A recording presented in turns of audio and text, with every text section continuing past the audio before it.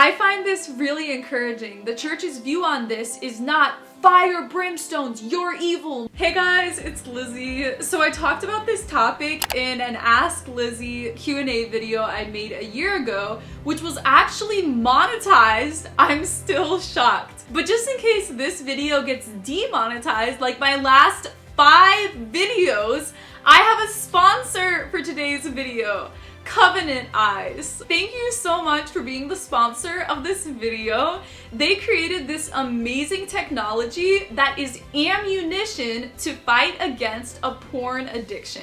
It is an accountability software on your smartphone and your computer. It not only blocks explicit content, but you can choose to link it up to someone who you trust for accountability. They'll get reports of how you're doing, and you can also be accountability for someone who you know, or you can for each other. Including your children, there are screening programs and things to help them from getting addicted. So they gifted me with a 1-month free trial for any of my subscribers, so you can use my coupon code Lizzie30 at checkout. 30 days free on Covenant Eyes. Try it out, see what it's like. And they also have family plans, so if you have children and you just want to create a family-friendly, protective environment with internet access, this will be super helpful for you as well. I know when I have kids, I will definitely use Covenant Eyes. Make sure to click the affiliate link, use my coupon code. You are supporting my channel and supporting yourself. So before I get into the video, I want to emphasize that this is not a space for shame or judgment. I want to read a Bible verse. St. John tells us, "There is no fear in love. Perfect love drives out fear." And a similar verse in Hebrews 4:16, "Let us therefore approach the throne of grace with boldness, so that we may receive mercy and find grace to help in our time of need." So this Bible verse is talking about confession. And I know as well, and I want to apologize in advance, that this will come across as super invalidating to a lot of guys because I am a female making this video, and I agree, I will never have the shared experience of what it's like being a guy. But I'm making this video because I've gotten so many requests from my male subscribers to talk about this in a video. I have such a close relationship to my long-term subscribers, so guys literally message me talking about their porn addiction and asking for advice on what to do about it. And women as well. There are so many females who also deal with pornography, whether it is visual or written as well. That's why I'm partnering with Covenant Eyes and giving you guys the discount. So that's why I made this video. I just thought this was such an important video to make. I don't see any Catholic YouTubers talking about it. Somewhat analogous, I know for me with my bipolar, I go off my meds a lot. Because being manic, that mania is like a drug addiction in my brain. It's just dopamine hits. And it's similar to porn in that there are both lower grade addictions where there are these pleasure-seeking neurotransmitters that make it feel impossible to quit. So with my situation, I do mess up sometimes and go off meds, but I do have accountability with my psychiatrist, my boyfriend, my family. I let people know if I have cravings to go off meds, and they always make sure I go back on if I do go off. It's so easy for me and tempting to keep it a secret in going off meds, but I choose for the good of everyone in my life, and I'm open and honest, and I communicate with them, and it helps me stay on my meds. And so continuing the analogy, when it comes to porn, I think similar accountability could be going to regular confession, talking with your friends about it, not keeping it a secret. And this software, Covenant Eyes, it actually works. And I want to emphasize as well that the Catholic Catechism talks about this addictive aspect of porn and says that it even lowers the culpability of someone who's addicted to it. Just like how when I do things when I'm manic, when I go off meds, I'm not culpable, not completely at fault, sometimes not at fault at all for things that I do because I have the addiction. To form an equitable judgment about the subject's moral responsibility and to guide pastoral action, so that means from the priest, one must take into account the affective immaturity, force of acquired habit, so the addiction, conditions of anxiety or other psychological or social factors that lessen, if not even reduce to a minimum, moral culpability. So it's saying what I was saying at the beginning of this video, that in so many circumstances, while masturbation is considered a mortal sin in Catholicism, because there's this psychological addictive drug effect going on, you are not freely choosing to do the action, and it's not a mortal sin for you. Just like how when I do things when I'm manic, when I go off meds, I'm not culpable for things that I do because I have the addiction. For something to be a mortal sin in Catholicism, there has to be full knowledge, intent, and full control mentally. And so with masturbation and pornography, a lot of times there's not. This isn't a green light to sin. But all that I'm saying is that it decreases the intensity. This doesn't decrease the intensity of how harmful it is. But I just wanted to read that so that we can go into this video with a chill, compassionate mindset, because the Catholic Church is teaching that it is not this anger, awful, you're evil, mortal sin type attitude, because it is an addiction. That being said, the church also teaches that quitting porn, quitting masturbation, not having sex, practicing celibacy is the most engaging, freeing, courageous thing. The church also empowers everyone to find a greater freedom in celibacy. It's so crazy. The church is teaching us that you are more free. You have more freedom if you choose to not masturbate, to not have sex with your boyfriend or girlfriend, in not using birth control and surrendering to your fertility. That is greater freedom. This is also from the Catechism. Chastity includes an apprenticeship in self-mastery, which is a training in human freedom. The alternative is clear. Either man governs his passions and finds peace, or he lets himself be dominated by them and becomes unhappy.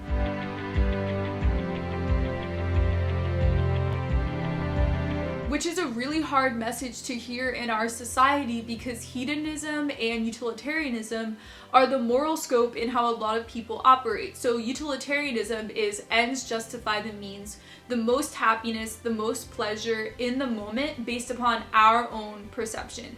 And then hedonism is just pleasure, whatever brings people happiness and in the moment their perception of joy. So all of this is from the Catechism. If you're brand new to my channel, the Catechism is basically the Catholic code of moral conduct. It's basically how the church interprets the entire Bible. So every single statement has footnotes to Bible verses, early church father quotes, church documents, church councils, papal statements, our entire theology. And this part about masturbation and celibacy, I find so empowering. Man's dignity, therefore, requires him to act out of conscious and free choice, as moved and drawn in a personal way from within, and not by blind impulses in himself or by mere external constraint. Man gains such dignity when ridding himself of all slavery to the passions.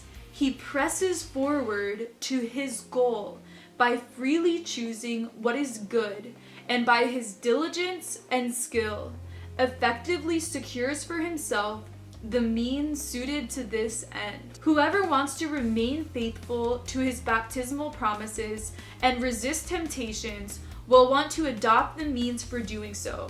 Self-knowledge, practice of an ascesis adopted to the situations that confront him, obedience to God's commandments, exercise of the moral virtues, and fidelity to prayer. So Catholicism has a completely other type of moral code, and we call it virtue ethics. And so every act is ordered towards the ideal, which was created by Aristotle. Aquinas constantly talks about virtue ethics. So instead of thinking about in the moment what has the best outcome based upon human perception, we think about what action is ordered towards the good of a human. What action makes humans the most alive? Indeed, it is through chastity that we are gathered together and led back to the unity from which we were fragmented into multiplicity. The virtue of chastity comes under the cardinal virtue of temperance, which seeks to permeate the passions and appetites of the senses with reason. Masturbation, pornography, the meaning of sexuality, all of this goes together. Birth control, abortion, having sex before marriage, homosexuality. The theology and meaning of every one of these topics fits together in the consistent Catholic sexual ethic. All of this has to do with family. The Catholic Church believes and has always taught that the family unit is the center of society, that the function of marriage and sex is procreation, which is obviously intertwined with the love and unity of the couple because they need to raise their children in love. So when it comes to porn and masturbation, abortion, gay marriage, at first seemingly unrelated, but in the Catholic Catechism, all of it is under the 6th commandment: do not commit adultery. By this, it means that sex is only moral in marriage for the unity of the couple, procreation of a family. Anything outside of that, like using birth control, cheating on your spouse, watching porn and masturbating, gay marriage, all of that is outside of marriage. Like I said earlier, where our culture is very into utilitarianism, ends justify the means, and hedonism, life of pleasure. We are also a very individualistic society. So when we think of morality, we think, how is this directly affecting me or the people around me in this situation? But Christianity was established in a collectivist culture, and it continues to be a collectivist morality. So it's not just about how, from our perspective, one action seems to be affecting us or other people, but it's about creating a culture that supports procreation by not having sex with your boyfriend or girlfriend, by not masturbating, by not using birth control. We are all creating a culture that encourages sex in marriage. Like I said, all of this comes down to family. 1 in 3 children in the US grow up without their dad.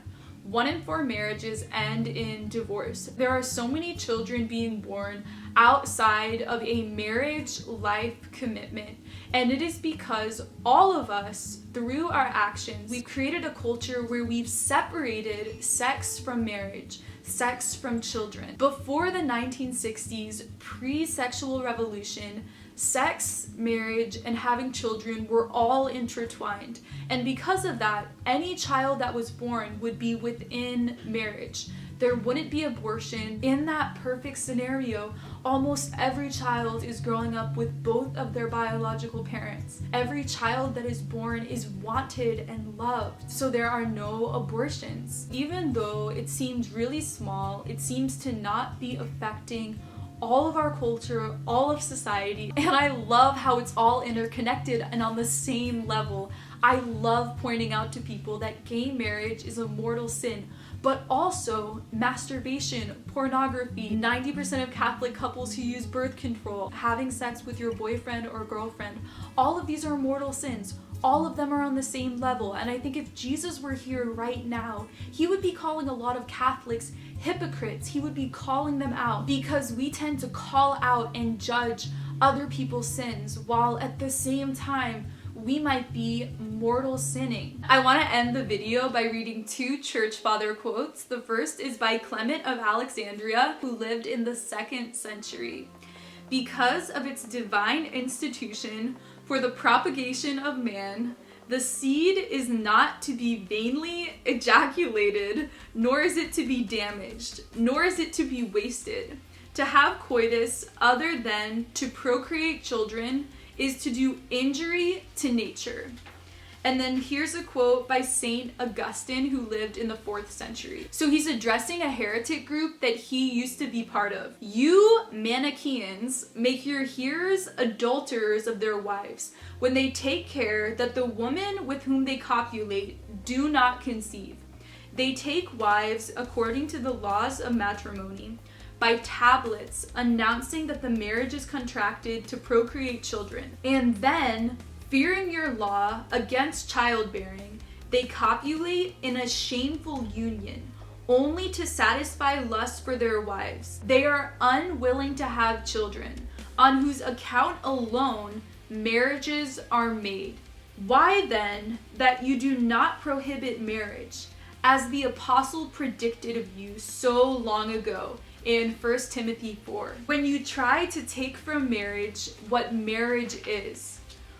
When this is taken away, husbands are shameful lovers, wives are harlots, bridal chambers are brothels, father-in-laws are pimps. Now remember that Augustine was really ashamed of his sexual past and had this absurd, intense hatred of sex. So we need to take a lot of the things he says less intensely, but what he said is still pretty orthodox. I think that we get the point. Something else I super recommend is this book by my friend Patrick Coffin, Sex au Naturel. The entire book goes into depth on Catholic sexual ethics, especially birth control. So if you're super confused about why the church teaches what it does, this is such a good book. It's so fun to read. He writes like how he talks, and it's so entertaining and super theological, but then also super practical. He uses a lot of studies of the current state of the US after the sexual revolution. Really good book. I'm gonna link below in my Amazon shop that has all the books on theology that I recommend. Thank you guys so much for watching. Make sure to use Covenant Eyes. I've linked it below. Use my affiliate link and use the coupon code Lizzie30